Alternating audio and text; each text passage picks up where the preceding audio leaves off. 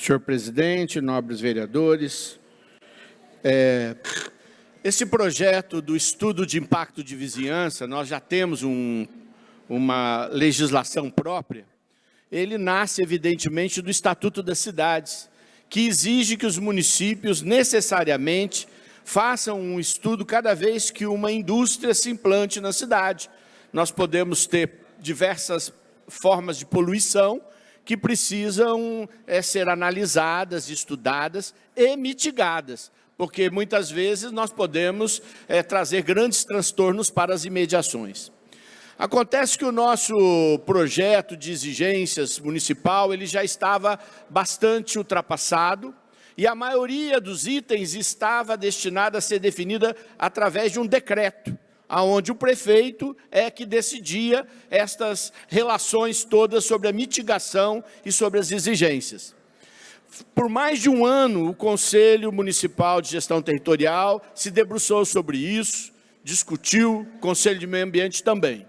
Vereador Rafael Rosa, juntamente comigo, participamos intensamente deste debate. Posso garantir que nós não conseguimos chegar a um texto onde todos concordam. É evidente que não, porque alguns querem que as exigências sejam maiores e outros querem que as exigências sejam menores para que a gente possa ter progresso e investimentos. Chegamos a um texto que acabou se tornando uma unanimidade e ele foi trazido para aqui nesta casa uma conferência pública e foi votado pela população através dos seus representantes. Eles foram eleitos aqui e votaram. Então, o texto que nós temos é um texto consolidado. Para vocês terem uma ideia, vários dos aspectos deste texto não podem ser modificados, porque eles já foram consolidados pela conferência. Eu, por exemplo, defendi durante todo o tempo que nós deveríamos ter uma fórmula que calculasse os impactos que determinado empreendimento traz para a cidade, e isso se transformasse na monetização do impacto. Vou explicar. Significa que, se eu vou trazer um transtorno para o meio ambiente, no sentido de poluição, se eu vou trazer um impacto no transporte público, o empreendedor vê qual é o tamanho desse impacto do seu empreendimento e dá o dinheiro e a prefeitura executa o serviço. Da forma com que está, não ficou dessa maneira. Para mim é uma pena. Ele fica que ele faça este serviço. E muitas vezes nós encontramos dificuldades. Por exemplo, muitas das exigências são replantio de árvores. E aí quem tem que decidir aonde vai plantar a árvore? O município. Quem tem que decidir que tipo de árvore? É o município. E às vezes o empreendedor precisa entregar o empreendimento, fica travado com essa dificuldade. Por outro lado, muitas vezes ele tem que fazer um investimento num ecoponto, como aconteceu naquele ecoponto que foi incendiado. Acontece que o projeto do ecoponto era responsabilidade da prefeitura, e depois o projeto ficou com valor mais alto do que o que a empresa tinha que aportar pelos cálculos da mitigação. Tudo isso eu penso que poderia ter uma outra solução, mas meu voto foi derrotado e eu compreendo perfeitamente. Este projeto é um avanço extraordinário. Vou dar um exemplo para vocês. Empreendimentos até 100 unidades não precisavam de um relatório de impacto de vizinhança.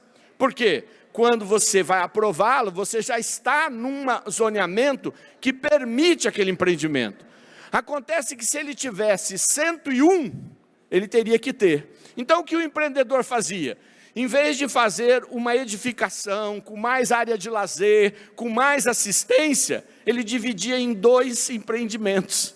E aí nós tínhamos 2 caixotes, ao invés de ter um empreendimento melhor planejado.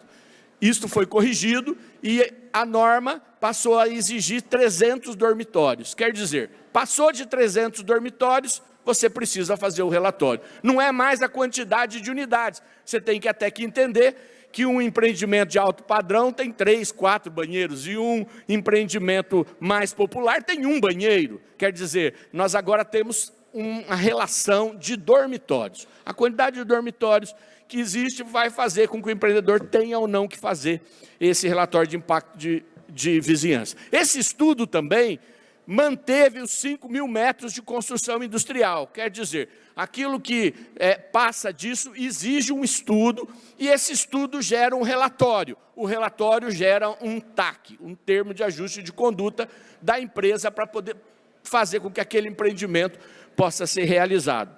Quando você vai fazer um empreendimento numa área muito adensada, que tem muitas unidades, evidentemente você tem que pensar que você vai ter um impacto com relação ao trânsito também. Dependendo do empreendimento, ele vai ter um impacto sonoro.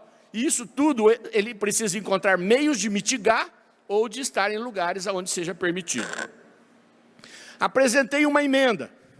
E esta emenda, que eu apresento ao substitutivo, porque o substitutivo é basicamente correção gráfica do anterior. É só que alguns termos não estavam claros na forma de escrever, mas não se mudou o texto. A minha emenda, ela acrescenta um aspecto que eu acho fundamental, conversando com os nossos industriais aqui da cidade. Vejam, por exemplo, este ano, nós tivemos uma safra recorde. A nossa cooperativa, que é a nossa maior exportadora, e que é a maior geradora de renda, de produto que não é in natura do Paraná, que o AMA é maior, mas ela exporta mais in natura do que a Cocamar menos, ela não tem lugar para receber todo o produto que ela tem para receber. Ela vai ter que construir rapidamente um graneleiro para poder receber esse produto, porque não tem onde colocar. Pois é, na lei como ela está, ele teria que refazer o estudo de impacto de vizinhança de todas as unidades. De todas as unidades. Esse projeto ele define, se você vai fazer uma unidade, você vai fazer o estudo e o relatório desta unidade, desde que você já tenha relatório e cumprido as regras referentes às outras unidades que você tem. Por exemplo, uma outra indústria que ia fazer apenas um armazém de transporte para o seu produto, não ia mexer na sua indústria de produto.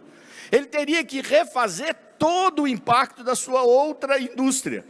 Não, ela já tem o RIV. Você vai pegar aquela indústria de transportador e vai fazer o estudo e o impacto mitigatório.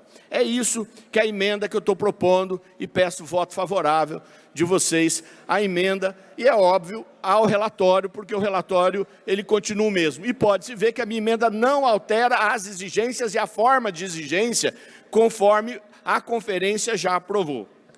Quero também já deixar de antemão colocado aqui que eu tenho uma emenda que estava no projeto original, ela vai perder o sentido agora por causa do substitutivo, mas eu pretendo apresentá-la, que é uma emenda que estabelece um prazo de resposta. Uma vez que o empreendedor ele tem 20 dias para apresentar a documentação exigida, ou ele tem que recomeçar o processo, e a prefeitura não tem prazo nenhum para dar resposta. Eu acho que o que é justo assim como quem tem que fazer o empreendimento tem prazo, a prefeitura também tem prazo para dar respostas, para que o processo seja o mais rápido possível, a população possa receber aquilo que é necessário e, ao mesmo tempo, não é que nós não tenhamos a perda das exigências mitigatórias de qualquer impacto que possa acontecer para com aquela região, aquele local. E, inclusive, não estará como parte do RIV, mas eu já também apresentarei um projeto de lei com relação à poluição, a poluição de odor, porque este é um ponto gravíssimo para a nossa população e não tem legislação própria para isso. Algumas cidades já estão se mobilizando para isso. Eu já fiz uma grande pesquisa, falei com especialistas de Minas Gerais, Curitiba, através de reuniões online, e vou apresentar um projeto para que haja um programa para aquelas unidades que geram odor, sejam graxarias, abatedouros, lagoas de estabilização, que elas tenham um programa de acordo com as normas. Esse projeto a gente vai apresentar para complementar isso que já vai acontecer com o estudo de impacto de vizinhança, que é o nosso RIV e o nosso WAVE. Muito obrigado, peço voto favorável à minha emenda e ao projeto da forma original, conforme nós debatemos por mais de um ano. Obrigado.